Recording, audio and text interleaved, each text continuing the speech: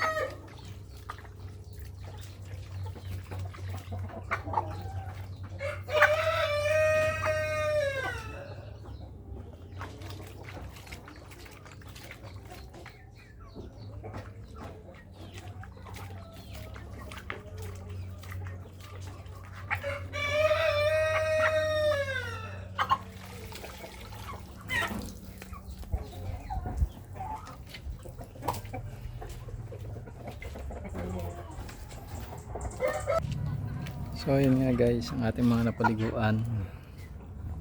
Yan, tatlo. Tapos yung tatlo natin pipay. Tapos si Mira, si Mari at saka si Max. So,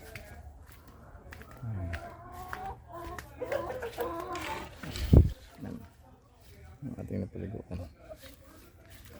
Yan.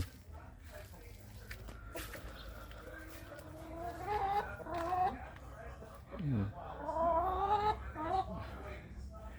Wala naman silang kuto guys, lahat sila clear mapper kay Max na may minimum na ano. So yan muna guys ang ating video for today. unti-unti nating ginagawa yung mga necessary bago tayo tuluyang umalis. Yan. Ito naman mga to hindi kailangan dahil hindi pa kompletong balay-balay at saka malinis naman sila. Lagi sila nagda-dust pat dyan.